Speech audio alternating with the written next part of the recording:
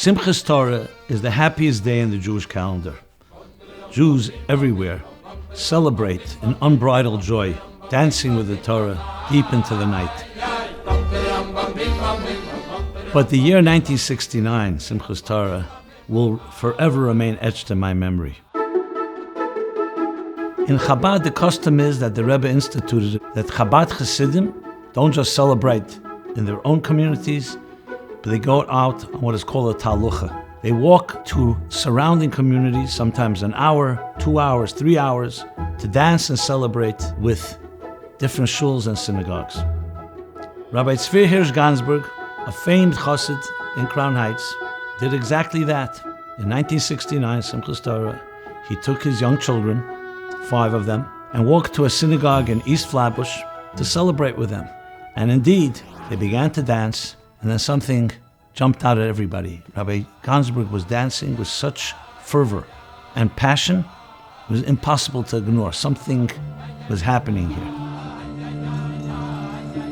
There was a 14-year-old boy in the shul, and he turns to his father and says, "Who's this man? And why is he dancing so?"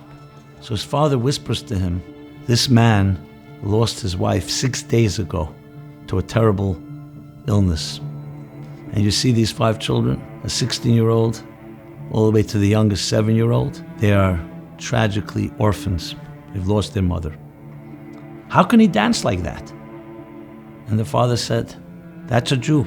That's a chassid. He digs deeper and finds superhuman strength, that on Simchas Torah we don't succumb even to great tragedies, and we allow the deeper inner joy of the neshama of the soul to celebrate."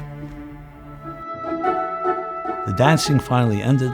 Rabbi Gansberg took his children back home to Crown Heights, dropped them off at his house, and then made his way to 770, the central synagogue headquarters of Chabad Lubavitch, where the Lubavitcher Rebbe was leading a farbrengen, as he always did that night of Simchas Torah.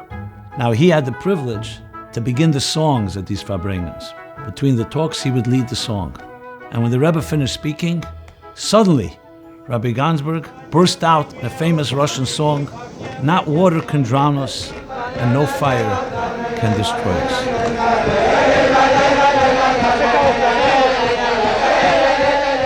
The Rebbe gave a look at Rabbi Gansberg, knowing fully well what had happened, and connected with him, stared at him, and jumped up from his chair and began dancing.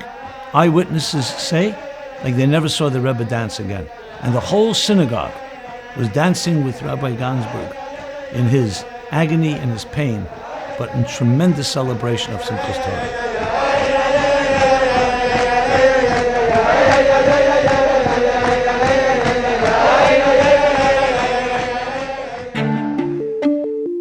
Fast forward, 20 years later, a phone call comes into Tzivus Hashem. This is the organization that organizes events for Jewish children. Man is on the phone and he says, "Simchas Torah is coming and I'd like to sponsor a program for children." It's an interesting request, so the person on the phone asks him, "Why are you doing this? What's motivating you?" He says, 20 years ago, I was a 14-year-old boy in an East Flatbush synagogue, and there was a man, Rabbi Gansberg, that came in with 5 children, and I never will forget how he danced. And I remember what my father told me, that he had lost his wife. And there I saw his children, and I said to myself that the day will come when I can afford to sponsor an event for children, and that day has come.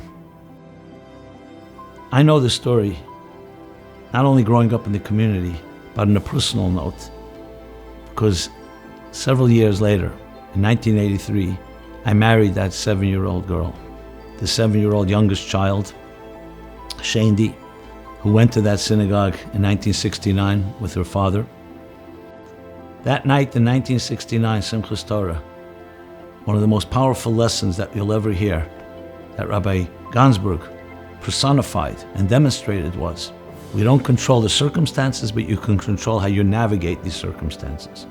The worst thing can happen, but you have the choice to dig deeper and find a reservoir of eternal strength, and that is stronger and more powerful than the greatest darkness. And when you access that light dispels the darkness, and the joy is more powerful than the greatest tragedy.